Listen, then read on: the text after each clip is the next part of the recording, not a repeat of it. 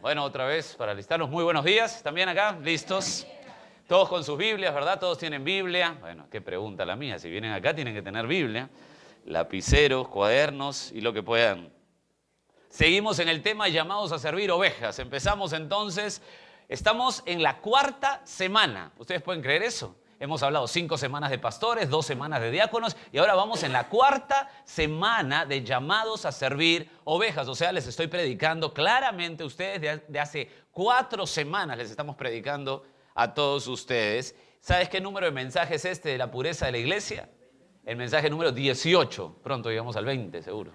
Número 18 de la pureza de la iglesia. Y ya hablé con Bruno y me dijo que ya 14 mensajes ya están pronto para ponerse en el canal de YouTube para tener toda la secuela, porque de verdad que necesitamos tener la base, ¿verdad? Todo esto que es tan importante. Bueno, vamos a comenzar y vamos a Hebreos capítulo 13, que ha sido nuestro pasaje que nos ha llevado a recorrer la Escritura, que nos ha dejado perplejos en lo que son las demandas hacia las ovejas, hacia los congregados, hacia los hijos de Dios.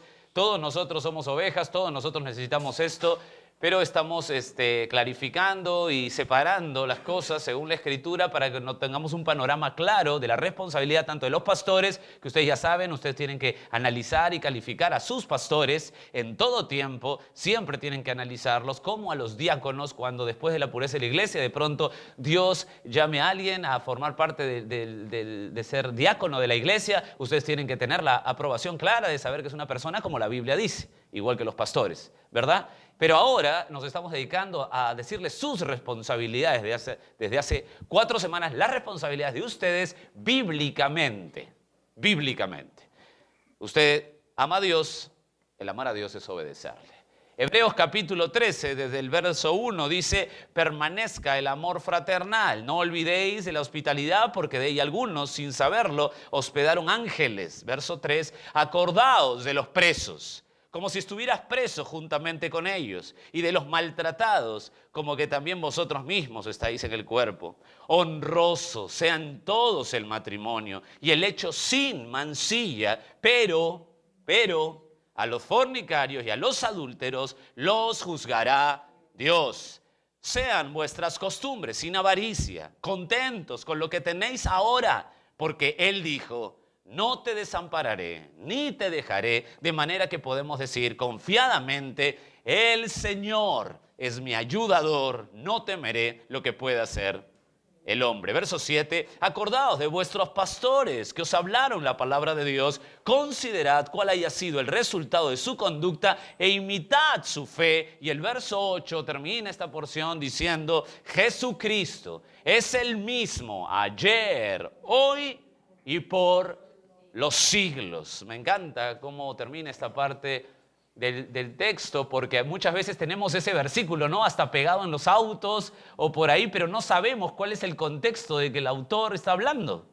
Y es el contexto que está hablando hacia los pastores. Imiten a los pastores porque ellos tienen al pastor de pastores, al cual tienen que imitar. Y ese es el contexto. Vimos del verso 1 al verso 3. La primera semana vimos por lo menos 6 responsabilidades que tienen ustedes en la iglesia. Y vimos del amor fraternal, no lo voy a decir uno a uno porque ya Omar lo detalló. Amor fraternal, congregarse, considerarse, confortar, ser hospitalarios y salir a llevar el evangelio. Por lo menos 6 responsabilidades claras en los versículos del 1 al 3. La siguiente semana, la segunda semana de llamados a servir ovejas, hablamos del verso 4 al 6 y vimos 3 responsabilidades más, pero déjame apuntar las 2 primeras, seguramente se acordarán. La siguiente responsabilidad de la congregación es guardar la pureza sexual. ¿Qué tema ese? Y también la siguiente responsabilidad es el contentamiento. Estar contentos con lo que tenemos no tiene nada que ver con ser irresponsable o con ser un mediocre. Ya vimos lo que significa la palabra contentamiento. Bueno, eso lo tienen ya en los estudios de las semanas pasadas. Y del verso 7 al verso 8 obtenemos la siguiente responsabilidad de las ovejas. es, ¿cuál es la responsabilidad que tienen ustedes? Del verso 7 al 8, sus pastores. Sus pastores. Y entonces la pregunta que hicimos es, ¿cuál es la responsabilidad con nuestros pastores? Es obvio, ¿verdad? Si el texto nos lleva a decir que deben considerar a sus pastores, le está hablando a la congregación, entonces la pregunta es, ¿cuál es la responsabilidad que tengo con mis pastores? Y ahí nos fuimos a 1 de Tesalonicenses 5, 12 y 13. ¿Se acuerdan? 1 de Tesalonicenses 5, 12 y 13, donde dice, os rogamos, hermanos, que reconozcáis a los que trabajan entre vosotros y os presiden en el Señor y os amonestan y los tengáis en mucha estima y amor por causa de su obra. Tened paz entre vosotros. En ese texto vimos que lo habíamos tomado semanas atrás, creo que ya un mes atrás, para explicar en el tema de los pastores cuál es la responsabilidad de los pastores hacia las ovejas. Pero este mismo texto tiene la responsabilidad de las ovejas hacia los pastores también. Y empezamos a desmembrar este texto y obtuvimos la primera responsabilidad que tienen ustedes con sus pastores según la Escritura. Y la primera responsabilidad que tienen según el texto es reconocer. Os rogamos, hermanos, que reconozcan. Vimos la semana pasada, bueno, no, hace 2 semanas creo, hablamos de que reconocer era valorar, respetar. Nosotros no podemos valorar y respetar a una persona porque lo escuchamos predicar meramente. La responsabilidad que tienen ustedes, en primer lugar, para valorar y respetar, o sea, reconocer a sus pastores, es conocerlos íntimamente, conocer su anhelo en el corazón, su pasión por el Evangelio, porque cuando usted se acerca o hace lo posible, como enseña la palabra de Dios, a conocer a sus pastores en forma íntima, entonces lo que va a pasar en su corazón y en su mente, según la Escritura, es que lo va a valorar y lo va a respetar. Entonces va a tener más compasión con él, porque va a conocer su corazón, va a conocer su pasión por el Evangelio. Entonces, así se reconoce, vimos en el texto de reconocer, pero también la responsabilidad de las ovejas, porque reconocer nos liga, y no podemos escapar de esto, a que la responsabilidad que tienen las ovejas es que lo reconozcan también en el sostenimiento económico a sus pastores. Y eso hablamos hace 2 semanas. El pastor no coloca nunca monto, el pastor no sirve por un salario que él coloca, el pastor nunca va a predicar a un lado y pone precio a su ministerio. Ningún pastor puede hacer eso, ningún siervo de Dios puede hacer eso. El que coloca precio a su ministerio se está equivocando. Pero es la iglesia que tiene la responsabilidad, como vimos, de apoyar económicamente a sus pastores para que él y su familia vivan dignamente. Y esa es la responsabilidad que tiene toda iglesia. Toda iglesia. 1 de Corintios 9:14 lo vimos. 1 de Timoteo 5:17 lo dice con claridad. No podemos callar eso. Ese es el mandato de Dios. Esa es la responsabilidad de las ovejas con sus pastores en reconocer. Ahí fue que hablamos, hicimos un paréntesis, ¿se acuerdan? Porque como hablamos del tema económico, del sostenimiento económico de los pastores, era inevitable poder dejar de lado este tema que está tan, pero tan confundido hoy en muchas congregaciones cristianas y en muchos ámbitos, y con un tema que tanto se manipula, que son las ofrendas en la iglesia. Entonces la pregunta que hicimos hace 2 semanas fue si el diezmo es hoy vigente en la iglesia. Y desarrollamos y abrimos un paréntesis para explicarles lo que ustedes ya saben. ¿El diezmo hoy es vigente en la iglesia? La respuesta es no. Bueno, ya que más, ustedes ya son eruditos en el tema. Y lo dividimos en el desarrollo bíblico de la base. ¿Se acuerdan? El primer tema pusimos el desarrollo bíblico de la base, dimos una base. En toda la Biblia, ¿se acuerdan? Siempre las ofrendas han sido, el dar es obligatorio y el dar es voluntario. ¿Se acuerdan? Y explicamos que el dar obligatorio en toda la Biblia, de Génesis hasta el Nuevo Testamento, toda la Biblia, el dar obligatorio siempre hablaba de impuestos. Sencillo, ¿verdad? Pero el dar voluntario en toda la Biblia, desde Génesis, ¿se acuerdan que vimos a Caín y Abel? Pasamos por Abraham, pasamos por Job, pasamos por Noé. Siempre ha sido el dar voluntario a Dios. Nunca ha sido un impuesto que Dios pone a los suyos. Nunca pone impuestos a sus hijos. Eso lo vimos en Mateo 17, en la aplicación de Jesús. Y hablamos del desarrollo bíblico de la base. Después entramos a la aplicación, porque uno dice, ay, qué lindo, el diezmo no hay, uf, qué rico, me libré. ¿Verdad? Así se piensa, ¿no? Pero no, vimos la aplicación a la iglesia, que es mucho más demandante, ¿verdad? ¿Se acuerdan de la aplicación a la iglesia? No sé cuántos puntos di ahí, pero creo que nos cansamos de tanto argumento para entender que el dar es un deleite, es un principio gozoso. Entonces, quedamos con claridad que el verdadero creyente, mientras su corazón está sometido a Dios y a las Escrituras, da todo lo que puede. No tiene límites, porcentajes, no tiene nada de eso. Da todo lo que puede. Es su vida y piensa en eso y anhela eso. Entonces los pastores no tienen que presionar a nadie. No tienen que decir que si no diezmas robas a Dios, porque eso no es aplicable en la Biblia. Lo que tienen que hacer los pastores es predicar el evangelio. Y la gente que se convierte de verdad, si tú eres de verdad creyente, ¿cuál es el resultado? Nada más sencillo. Y ahí nos quedamos, porque quería tocar el estándar del dar según Jesús, o sea, seguimos en el mismo paréntesis. En conclusión, antes de empezar con el tema del estándar del dar según Jesús, en conclusión, el argumento del diezmo en la iglesia tiene su base ¿en qué? En la mala comprensión del Antiguo Testamento. No se olviden eso.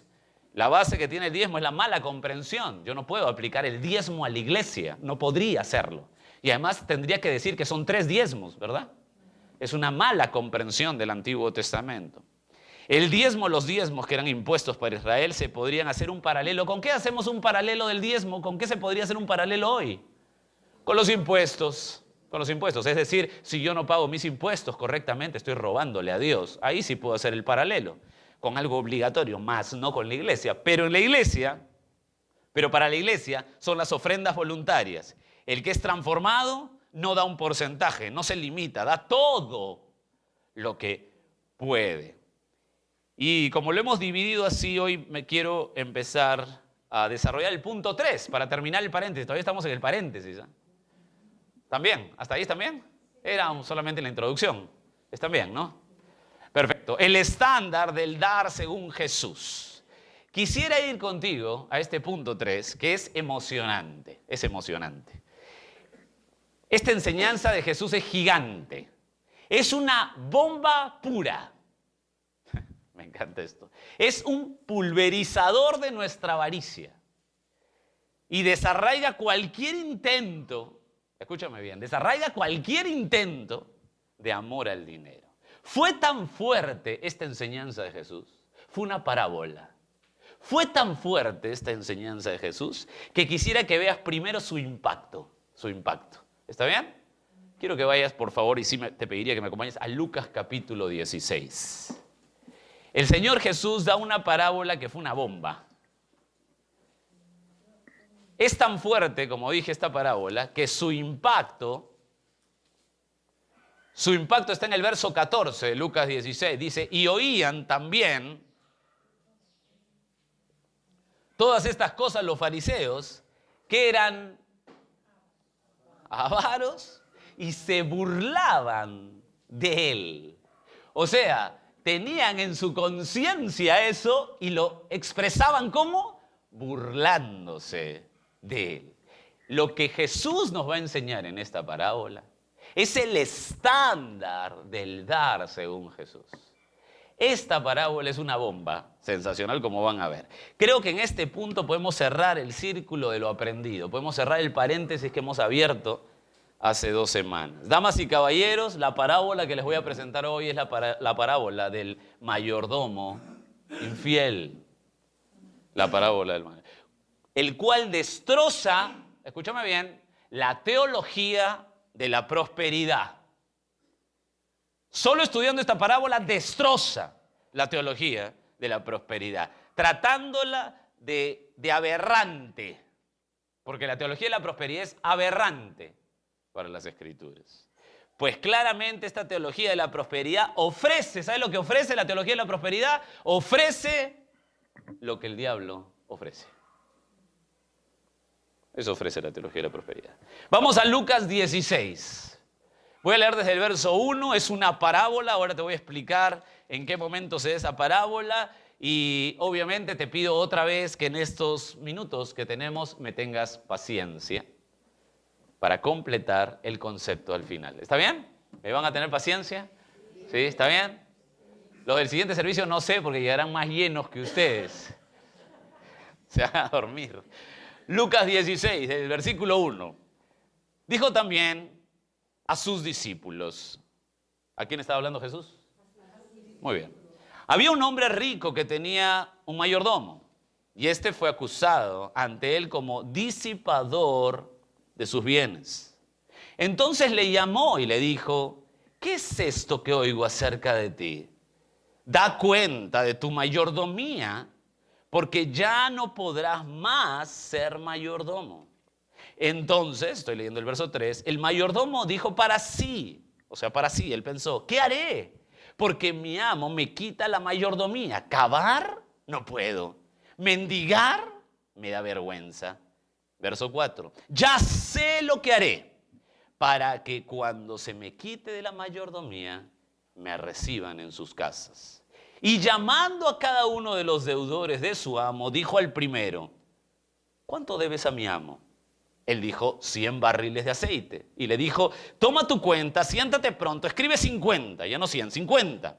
Verso 7, después dijo a otro, ¿y tú cuánto debes a mi amo? Y él dijo, 100 medidas de trigo. Él dijo, toma tu cuenta, escribe 80. Verso 8, y... qué interesante. Y alabó el amo al mayordomo malo por haber hecho sagazmente. ¿Por qué? Porque los hijos de este siglo son más sagaces en el trato con sus semejantes que los hijos de luz. Y yo os digo, la aplicación de la parábola está en el verso 9, y yo os digo, ganad amigos por medio de las riquezas injustas para que cuando estas falten, os reciban en las moradas eternas. Voy a tomar más versículos de este pasaje, pero quiero ir hasta ahí porque hasta ahora suena medio misterioso esta parábola. ¿Verdad? Medio misterioso, pero no se preocupen. Vamos a ir poco a poco. Esta parábola es muy importante, pues procede de 3 parábolas evangelísticas que da Jesús anteriormente en Lucas. Jesús da 3 parábolas anteriormente evangelísticas. La oveja perdida, la moneda perdida y el hijo pródigo. Que bueno, ahí hago el primer paréntesis, en realidad no debería ser el hijo pródigo, ¿verdad? Porque no habla de uno, habla de los 2 hermanos, ¿no? No debería ser uno, cierro paréntesis. Pero habla de 3 parábolas evangelísticas, la oveja perdida, la moneda perdida y los 2 hermanos. Estas parábolas son colocadas, estas 3 anteriormente, para que los fariseos y la gente que estaba ahí se arrepienta, los religiosos se arrepientan, los fariseos se arrepientan, todas las personas que estaban ahí, que no tenían esperanza y que vayan a Dios como debe ser. Pero en esta 4ª parábola presenta exclusivamente la enseñanza a sus discípulos. Es decir, pasa de parábolas evangelísticas a esta parábola de crecimiento espiritual o digamos de discipulado, por ponerlo de algún modo. Una parábola de madurez. ¿Cómo empieza la parábola? Antes de decirte cómo empieza, déjame decirte que voy a dar solamente 2 puntos para esta parábola para que usted lo tenga claro, esta parábola, o voy a tratar de que lo tenga claro. El primer punto, quiero que usted y yo entendamos la parábola, porque cuando la leemos es media confusa, ¿verdad? Media rara. Y el segundo es el verso 9, la aplicación de la parábola, el entendimiento de la parábola y la aplicación de la parábola. ¿Les parece bien? ¿Están bien? ¿Sí? ¿Perfecto? Qué bueno. Supongo que mover las cabezas así significa que sí. El entendimiento de la parábola. Vamos al entendimiento. Dijo también, verso 1, dijo también a sus discípulos, había un hombre rico que tenía un mayordomo y este fue acusado ante él como disipador de sus bienes. Hasta ahí. Jesús empieza el verso 1 o lo relatan diciendo esto. Dijo también a sus discípulos. Esto es exclusivamente para sus discípulos. ¿Lo escuchaban los fariseos? Claro que sí. Pero era exclusivamente a sus discípulos. Quería darles una enseñanza a los suyos. La palabra ahí mayordomo es la palabra en el griego oikonomos, que es mucho más claro, es un encargado, un administrador. En la parábola es algo así como un superintendente, lo cual podía ser, obviamente, estar pensando de un esclavo que tenía mucha autoridad ahí que le había dejado el amo. Al fin y al cabo era esclavo, pero la palabra ahí es como administrador, esa era la función que tenía oikonomos, el mayordomo. Lo acusaban porque desechaba y malgastaba. Esa era su acusación, desechar y malgastar la riqueza de su amo. Esa palabra, ven ahí, disipador. ¿Ven ahí, disipador, en el verso 1? La palabra disipador es literalmente tirar el grano por el aire. Tirar el grano por el aire. Era un derrochador, derrochaba, ¿no? Desechaba, malgastaba, ¿no? Malgastaba las cosas de su amo. Y ahí una nota, ¿no? Que lo acusaban. Esa palabra acusar es diabolo, de donde viene la palabra diablo, ¿no? El acusador.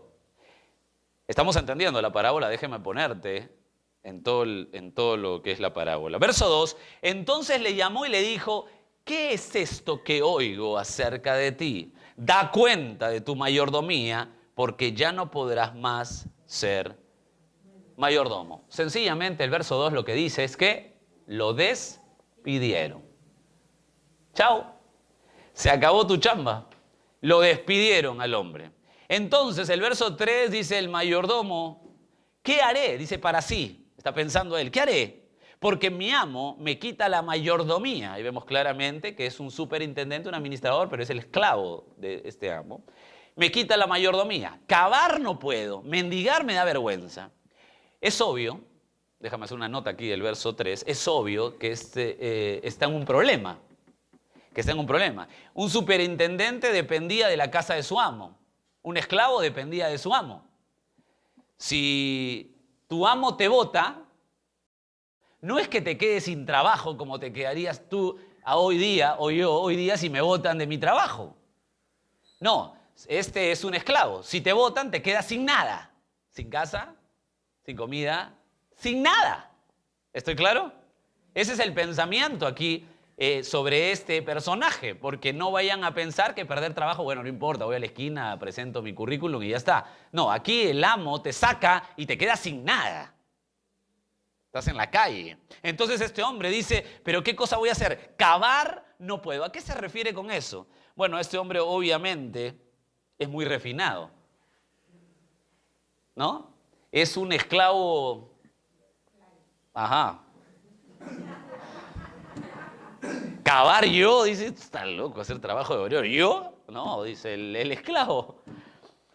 Mendigar, uy, qué vergüenza. No, me da vergüenza, está loco. Me van a ver mendigar después de haber estado con todos los clientes de mi amo en ese nivel. Mendigar, ni hablar. Bueno, ya te das idea del personaje que presenta Jesús en la parábola. En el verso 4 al 7, es muy importante. Tú dirás, ¿y este pastor por qué me cuenta todo esto? Bueno, tranquilos, como le dije, téngame paciencia. Por favor, téngame más. Del verso 4 al 7, este verso es muy importante porque hay un golpe de luz en su mente y encuentra la solución. Mira el verso 4. Ya sé lo que haré.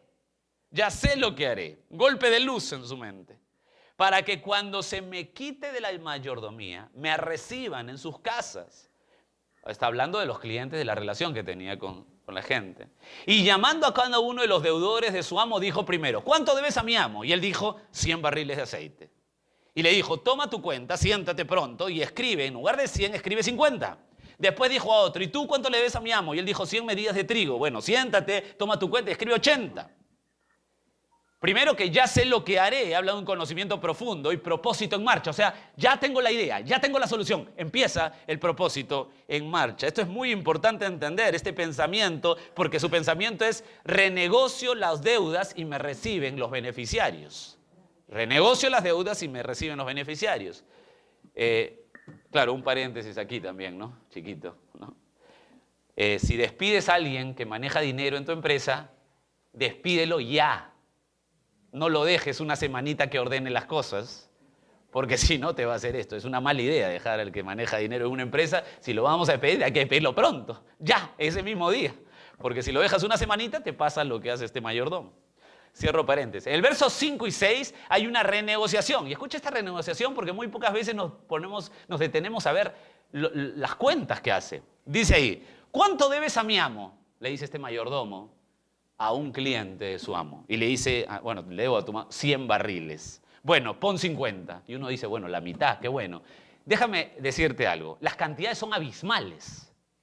100 barriles era aproximadamente 875 galones, es decir, más de 3 años de salario de un trabajador común.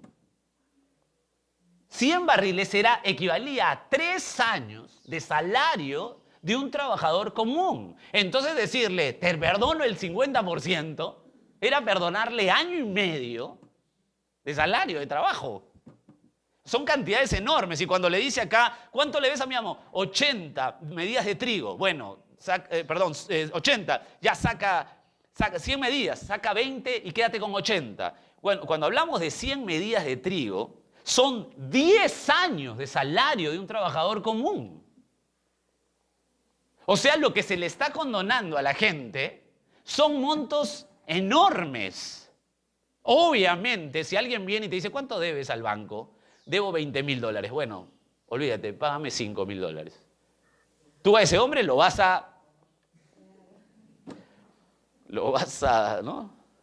Lo vas a querer mucho, ¿no? Son montos enormes. ¿Qué hubiésemos hecho con ese mayordomo si somos los amos? ¿Se han preguntado eso?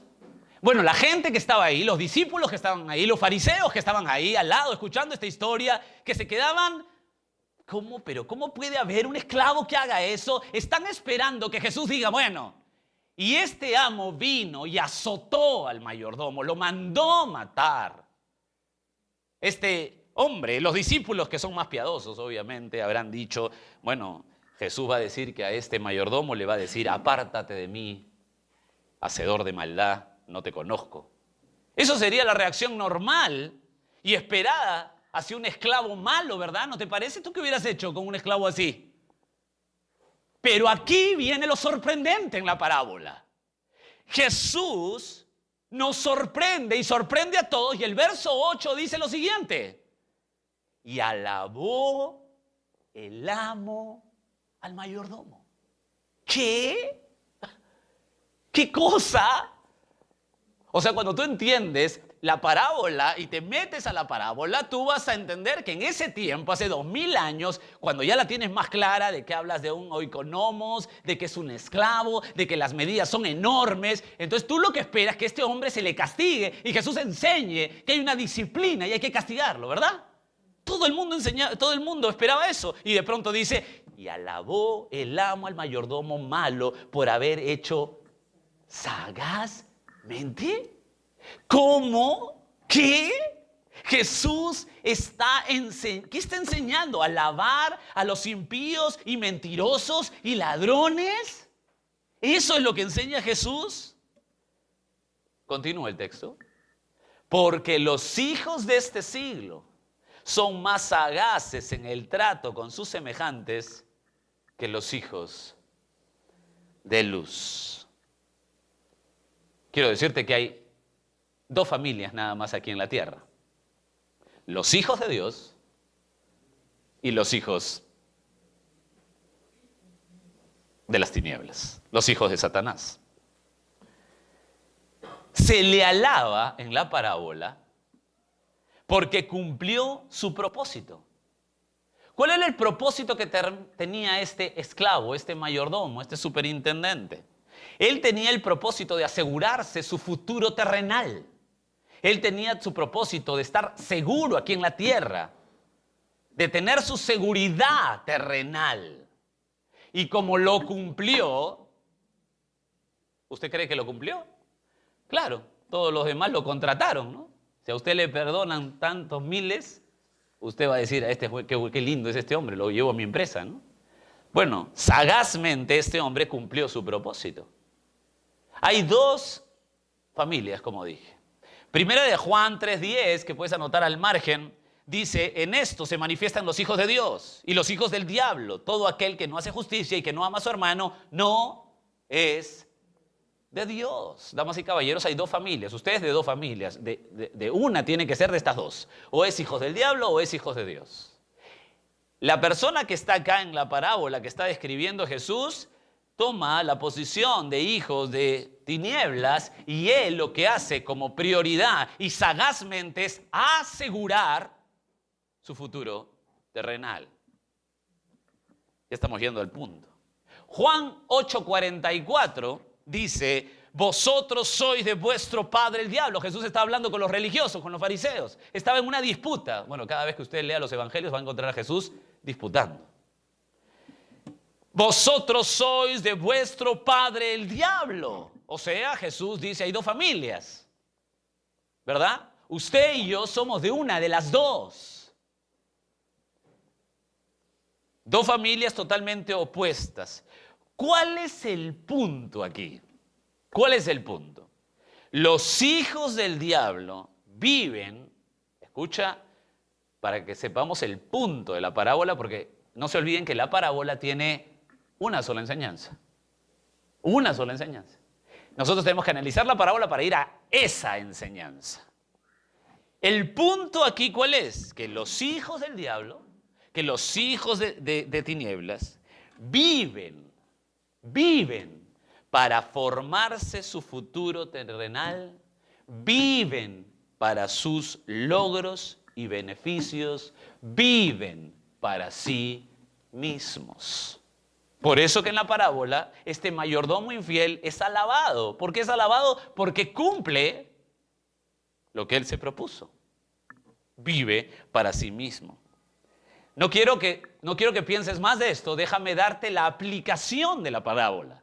Ya vimos más o menos el entendimiento de la parábola. Quiero meterte a detalles porque quiero que tú veas lo que se pensaba en ese momento mientras Jesús hablaba y daba estos detalles que para nosotros es rarísimo porque no estamos en ese tiempo y no sabemos las cantidades porque no estamos en ese tiempo y no entendemos la acción de Jesús porque no estamos en ese tiempo. Entonces, por eso quise que entiendas conmigo algunas partes de la parábola y el punto central es que este hombre que esperaba un castigo, se supone para los demás, es alabado porque Jesús quiere mostrar que los hijos del diablo, los hijos de tinieblas, hoy viven, escúchame bien, viven para formarse su futuro terrenal, viven para sí mismos, viven para sus logros y beneficios.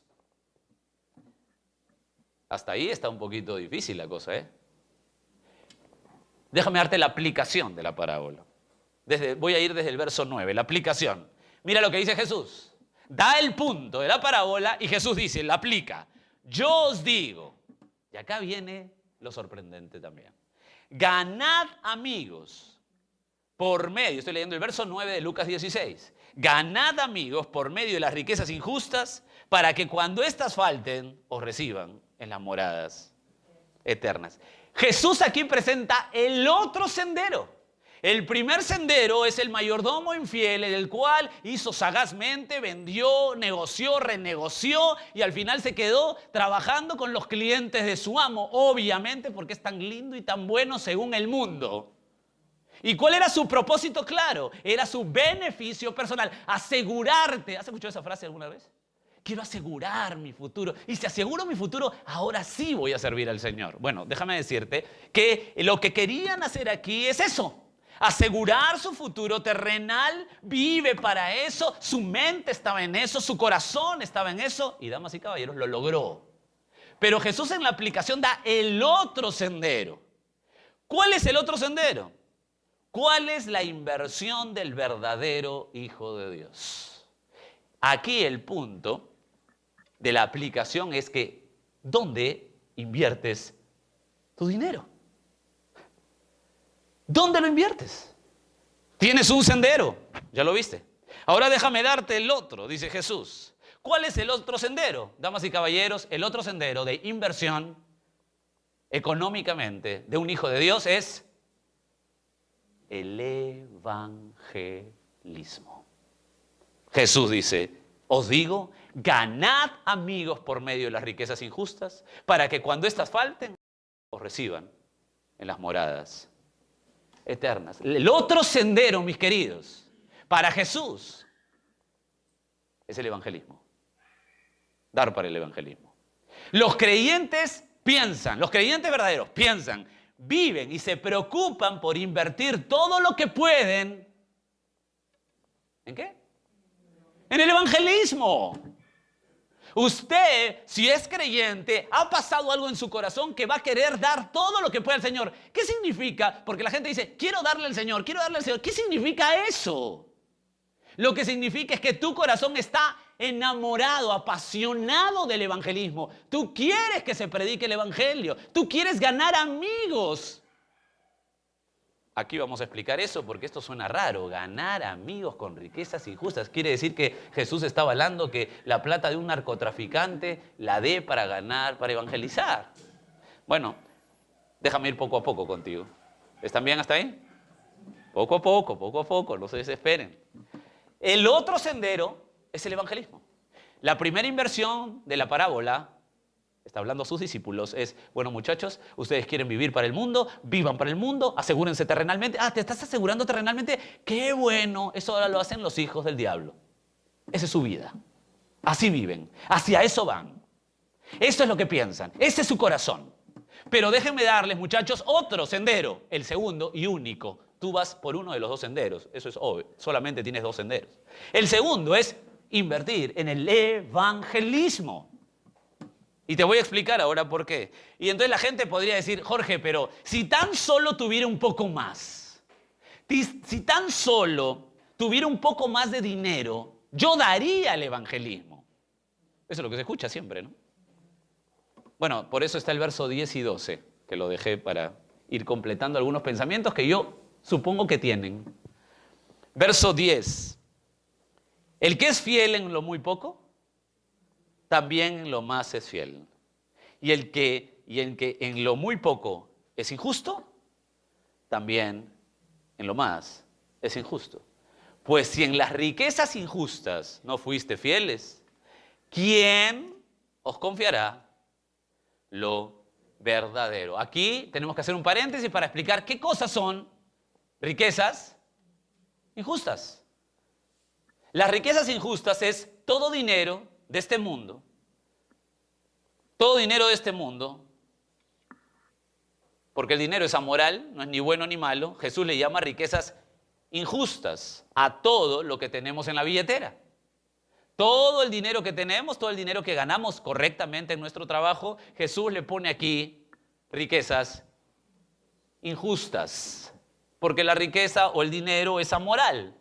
No es ni bueno ni malo, le pone riquezas injustas. A todo dinero que ganamos lícitamente también le pone riquezas injustas. Riquezas injustas, a eso se refiere. Entonces lo que está diciendo Jesús es que tienes dos senderos con el dinero que Dios te permite tener. O lo tomas y tu pensamiento es tu beneficio, tu vida, tu logro, tu formación terrenal, asegurarte terrenalmente. ¿Ese es tu mente y corazón? ¿O tu pasión es el evangelismo? Los hijos de este mundo, escúchenme bien, por favor, porque esto rompe la teología de la prosperidad. La teología de la prosperidad dice, ven, Dios quiere que seas rico, Dios quiere que te asegures tu futuro, que te compres tu avión para que no estés caminando de aquí a allá. Cómprate tu avión, cómprate tu helicóptero, dile a Jesús y Él te lo da. Piénsalo, proyéctatelo y te lo da. La teología de la prosperidad es totalmente aberrante. Ofrece lo que el diablo ofrece. Y aquí lo que estamos viendo es que Jesús te da dos senderos. Te da el sendero de la inversión para ti, es decir, que tú vivas pensando en ti. No está quitando nuestra responsabilidad que tenemos en nuestra vida. Lo que está diciendo es tu pasión para vivir por eso. Y lo otro es el sendero del evangelismo. Y ahora te vas a dar cuenta por qué es tan lógico lo que dice Jesús. Déjame darte con esto algunas implicancias. Ya sabes lo que son riquezas injustas, habla de todo tipo de dinero. Primera implicancia, dice ahí el verso, ganar amigos.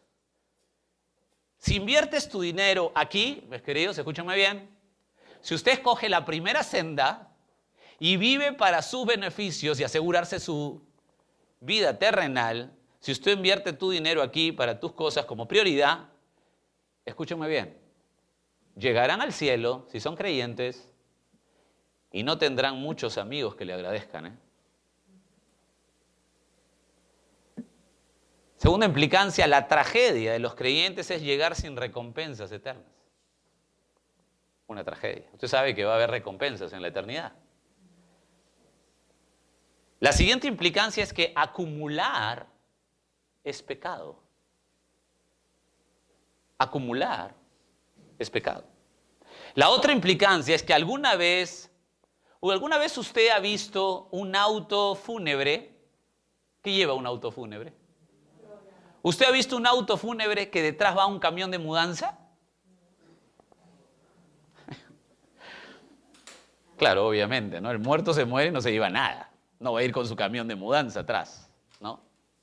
La inversión que realmente, hermanos queridos, escúchenme bien, la inversión que realmente produce dividendos según Jesús es la inversión celestial. Usted deposita su dinero para asegurarse terrenalmente, lo pone en una cuenta, lo pone en un seguro y vive para eso y sabe que su corazón está ahí. Ojalá que esto gane bien, que tenga muchas cosas para yo asegurarme mi futuro. Bueno, déjenme decirles que así le vaya muy bien, usted se muere y no se lleva un quinto.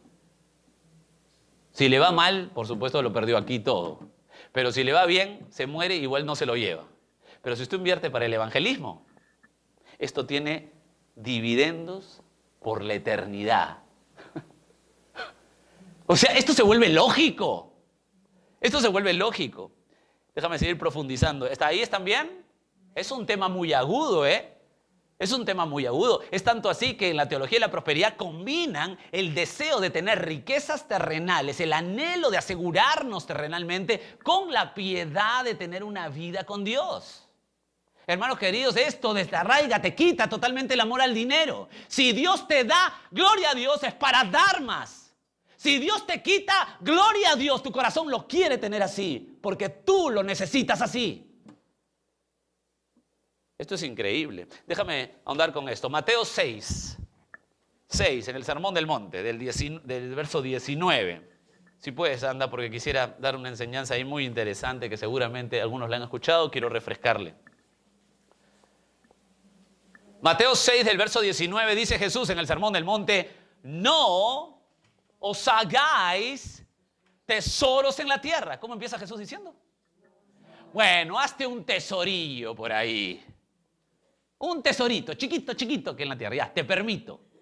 No os hagáis tesoros en la tierra. La palabra tesoros es muy interesante porque es apilar, acumular verticalmente. Aquí no está diciendo que no tengas dinero. Como a veces mucha gente piensa esto, ¿no? Que la pobreza es más piadosa, ¿no?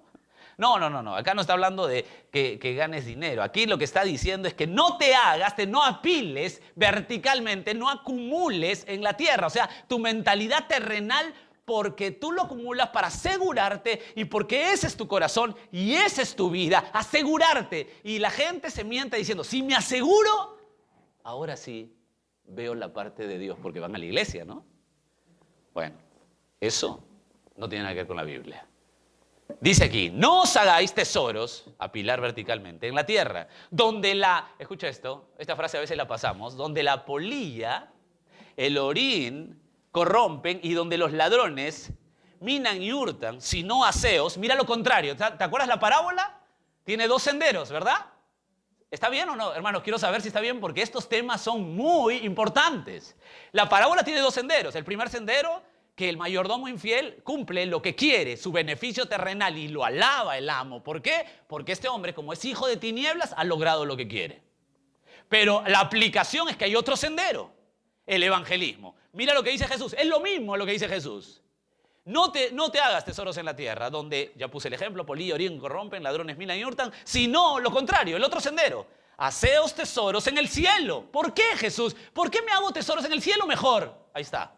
Donde ni la polilla, ni el orín corrompen, ni donde ladrones no minan, ni hurtan. Me encanta esta explicación tan lógica. Escúchenme bien, por favor.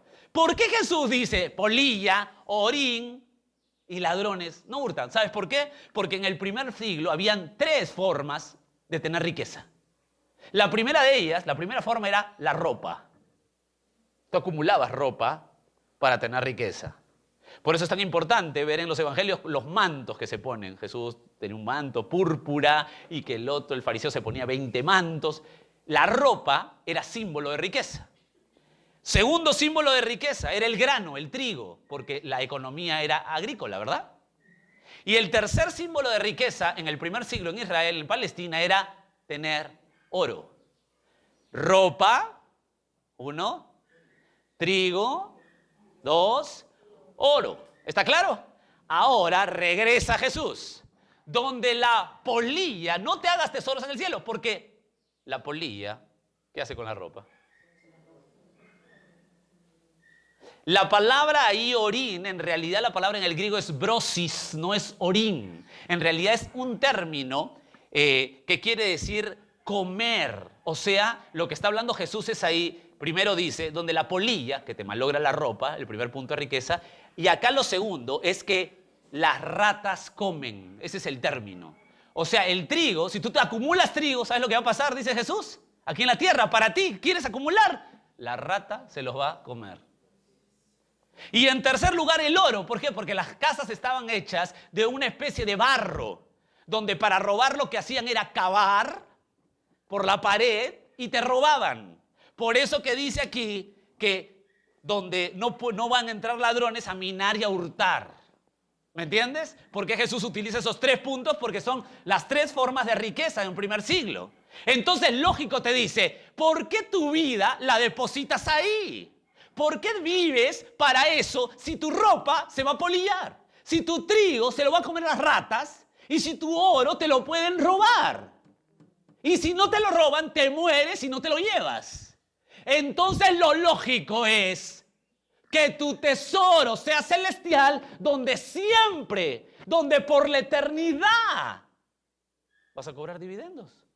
Porque en la eternidad no hay polilla que te coma la ropa. No hay ratas que coman tu trigo y no hay ladrones que hurten tu oro. ¡Qué lógica! Pero esto es lógica pura. Escucha, y escucha cómo termina el pasaje en el verso 21 de Mateo 6. Donde está tu tesoro, ahí está tu corazón. Hermanos queridos, muéstrate tú mismo la lista de tus gastos de esta semana que ha pasado. Pon una lista en todo lo que has gastado y ahí verás dónde está tu corazón. Pon ahí en qué has invertido. Pon ahí dónde has soltado tu dinero y ahí está tu corazón. Eso no falla. Eso no falla. Revísale a un empresario su chequera, la parte cortita, esas que quedan, y ahí está su corazón. Ahí está su corazón. John MacArthur dice, imagínense que yo tenga $20,000 y diga, ¿dónde lo voy a invertir? Estudiando esto, por supuesto, ¿no? ¿Dónde lo voy a invertir? A ver, lo voy a meter a la bolsa, 20,000. Entonces, si yo lo meto ahí, voy a estar pendiente todos los días, voy a comprar mi periódico para ver si ya subió, bajó, regresó, uy, se cayó, subió. Ahí va a estar mi corazón. Porque donde he metido, ahí va a estar mi corazón. Pero ahora imagínate que yo quiera invertirlo en el reino. ¿Cómo está mi corazón? Pensando en el evangelismo. Pensando en el ahí. ¿Dónde está tu tesoro? ¡Qué lógica de Jesús! Bueno, esto nos enseña. Hay 2 lugares donde invertir, hermanos queridos. Viviendo sagazmente como los hijos del diablo, conquistando lo terrenal como prioridad, viviendo para mis logros, apilando, acumulando para mí y perdiendo la recompensa eterna. O los hijos de Dios, trabajando con todo, esforzándose con todo para cumplir sus responsabilidades aquí, pero invertir todo lo que puedan en el evangelismo. ¿Dónde tienes más dividendos? Pues sin lugar a dudas, en el cielo. Porque los amigos van a venir, según Jesús? Agradecerte. Porque esa inversión fue para el Evangelio. Entonces tus dividendos son eternos, ¿verdad? ¿Estamos claros en lo que dice Jesús? Por favor, este tema es muy importante y este tema no tiene que ir a las emociones, tiene que ir a la verdad. Este tema no es para manipular a nadie, este tema es lo que dice Jesús. Jesús dice, no te hagas tesoros en la tierra, haz tesoros en los cielos. ¿Qué vamos a hacer? No podemos predicar otra cosa. Pero debemos aclarar lo que quiere decir, para que ustedes entiendan de dónde sale la polilla, el orín y todo eso, para que sepan ustedes que es lógica pura. Si tú eres hijo del reino, si tú eres hijo de Dios, tu prioridad está en Dios. ¿Se acuerdan Mateo 6:33? Buscad primero prioridad. Y vimos que primero ahí no es primer lugar, sino protos, que es prioridad, lo prioritario. No es de tiempo, sino de prioridad, ¿verdad? ¿Se acuerdan? Entonces estamos hablando aquí que la prioridad tiene que ser de un hijo de Dios que tiene el corazón transformado. Lo que va a buscar es el beneficio de sus hermanos, el beneficio del evangelismo, el beneficio de lo que Dios quiere. ¿Y qué cosa es lo que Dios quiere? Dios quiere que lleves el evangelio a todo lugar. Entonces no es un cliché, hermanos queridos, porque hoy de verdad que estoy harto de los clichés religiosos. No es un cliché, hermano. Dios quiere que prediquemos el evangelio en todo lugar. No yo. Dios. ¿Por qué hacemos campañas evangelísticas una vez al mes, el último domingo? ¿Por qué? ¿Por qué? ¿Porque queremos llenar el programa? ¿Porque queremos verlos mañana, tarde, noche, todo el día metidos como monjas acá? Perdón por las monjas, ahora que me están grabando. Quise decir que todo momento, no en todo lugar. De buena fe. ¿Queremos eso? No, porque es un mandato. Esto es tan interesante, tan interesante. Hay dos lugares donde invertir. Los hijos de tinieblas quieren conquistar este mundo, viven para eso, sudan para eso, respiran eso. Y claro, los que van a la iglesia y hacen eso dicen, bueno, doy mi cuota, ¿no? Pero viven para eso. Los hijos de Dios no, su prioridad está en el evangelismo. Esto es puntual en la extensión del reino de Dios. Dios te da riquezas. ¿Para qué te da las riquezas que tienes? ¿Para qué? Te da las riquezas para que las uses para obtener mayores riquezas eternas. Él lo que nos da es para que nosotros obtengamos mayores riquezas eternas. Si tú y yo entendemos bien este punto, se nos acabó definitivamente el amor al dinero. Hermano querido, si a usted se le enseña bien esto, y por eso ruego a Dios que a ver si estar claro, si usted entiende bien esto, ¿sabe lo que va a pasar en su corazón como creyente? Se acabó el amor al dinero. Se acabó. El dinero ya no va a mandar. Usted va a vivir con la prioridad correcta. ¿Está claro hasta ahí? Podemos cerrar ahora sí el paréntesis del dinero. De hace 2 semanas estoy con este paréntesis chiquito, ¿no? Cerramos este paréntesis que abrimos la semana pasada. Quiero regresar con ustedes a 1 Tesalonicenses 5, 12, 13. Este tema es tan importante, hermanos, por eso que me tomo tiempo. De seguro para algunos de ustedes es muy denso, pero yo quiero decirles que es muy importante. 1 Tesalonicenses 5, 12 y 13. Hasta ahí, ¿está bien, hermanos? Quiero que me miren, por favor. Hasta ahí hemos visto la base bíblica. ¿Se acuerdan? El cimiento, lo hemos explicado en toda la Biblia. Hay 2 formas de dar, obligatorio y voluntario. ¿Se acuerdan? Tercer punto, hemos visto la aplicación en la iglesia. El diezmo hoy, y eso lo decimos con toda fuerza a todos los que nos están escuchando por internet. ¿El diezmo hoy se aplica en la iglesia? No se puede aplicar, sería una irresponsabilidad nuestra. No se puede aplicar, es un tributo, un impuesto obligatorio que pagaban el pueblo de Israel. Y quiero aclarar algo porque me preguntaron, y creo que seguramente lo tienes y algunos no lo preguntan, pero Mateo 23, cuando Jesús le dice a los fariseos, hipócritas porque diezman de la menta, el comino y todo eso, pero se olvidan de lo más importante. Hay gente que dice que Jesús está avalando el diezmo porque ahí está diciendo que está bien. damas y caballeros, lo que está diciendo Jesús al fariseo es, tienes que diezmar, es una obligación. No se olviden que Mateo, Juan, Lucas y Marcos están dentro del Antiguo Testamento, están con la ley del Antiguo Testamento. Lo que le está diciendo a Jesús es, está bien que diezmes porque es tu obligación, pero te olvidas del amor, la justicia y lo demás. Pero está bien que diezmes, claro que está bien, porque es un impuesto obligatorio. Es un impuesto obligatorio, ¿está bien? Cierro paréntesis ahí, entonces ya tenemos claro eso. Y ahora hemos mostrado cuál es el tipo de inversión que Dios quiere para tu vida. El tipo de inversión, o sea, quiero que esté claro. La mente de Dios es clara. Tienes dos opciones, dos senderos. O inviertes, te dedicas a sudar para ti, para llegar a lo terrenal y asegurarte en lo terrenal. O lo siguiente es que inviertes en el evangelismo. Sencillo, ¿verdad? Sencillo, claro, complicado para nuestra naturaleza, pero muy sencillo y muy lógico, porque la polilla, el orín y el oro no te van a afectar en tu inversión celestial. Pero en tu inversión terrenal, sí. Obviamente estamos hablando 2000 años atrás, tienes que contextualizarlo, ¿no? Hoy día la polilla, tú dirás, ¿a mí qué me importa la polilla, el orín, qué será eso? Pero lo tenemos que contextualizar. Nada de lo que tengas te lo llevas. Pero toda inversión al evangelismo, vas a encontrar amigos en el cielo que te agradezcan, que te digan gracias por invertir y vas a recibir tus dividendos eternos. Qué sencillo, qué lógico. Ahora sí, hemos cerrado ese paréntesis con el estándar de Jesús y como usted ya la tiene clara, ¿verdad? Podemos seguir.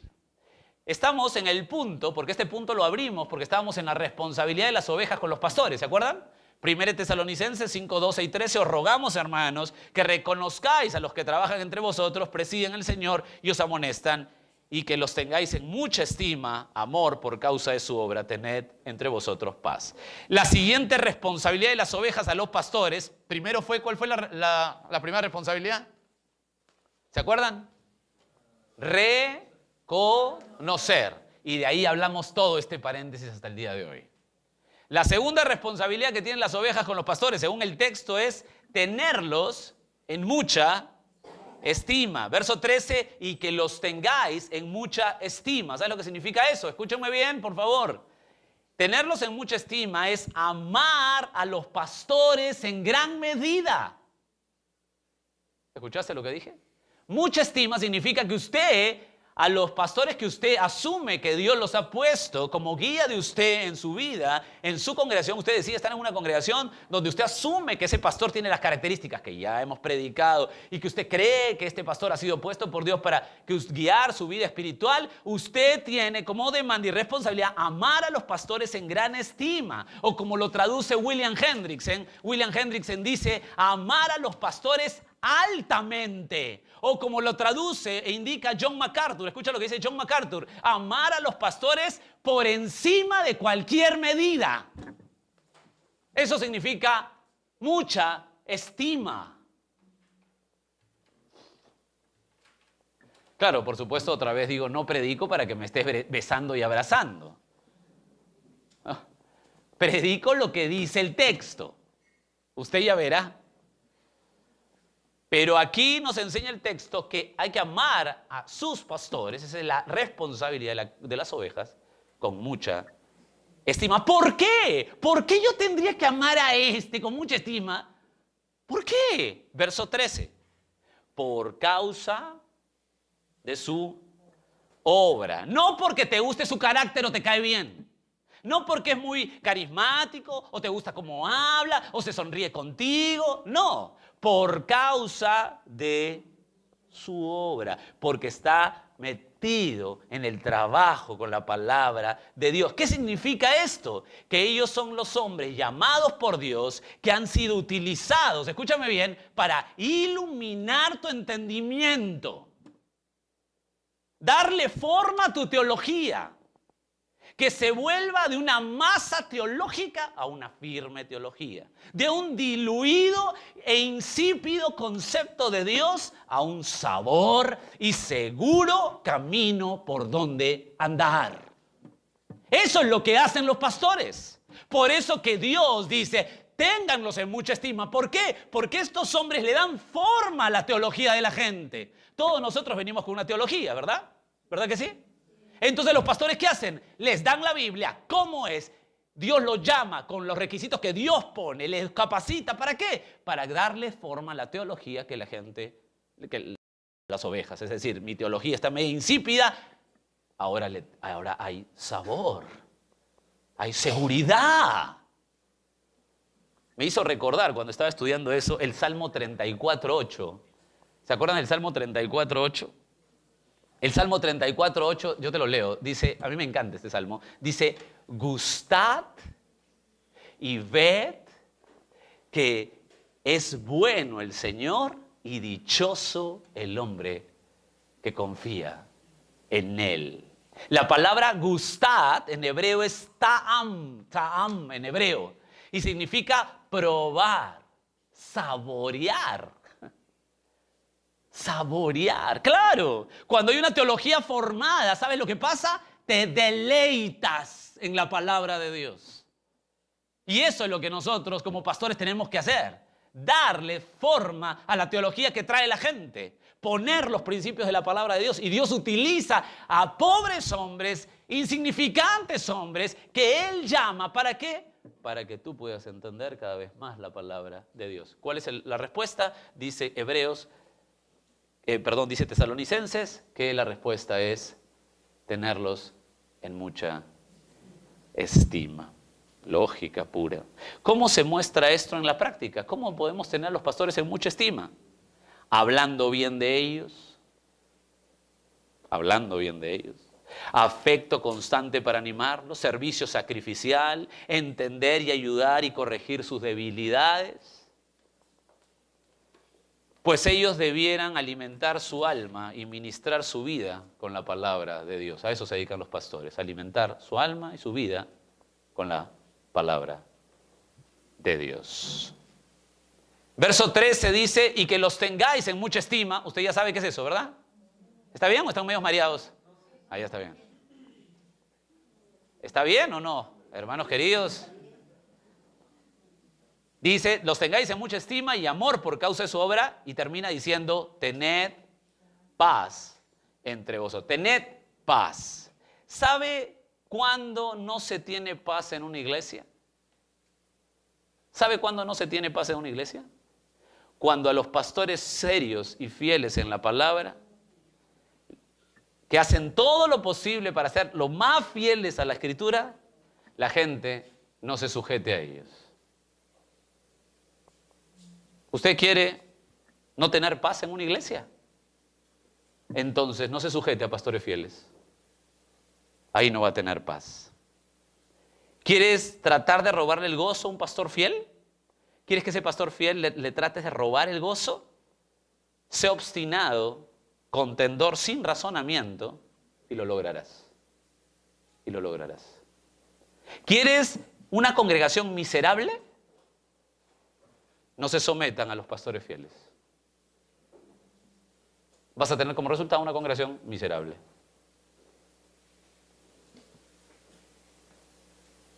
Un pastor no puede pedirle a la gente que haga por mandato pastoral pecados.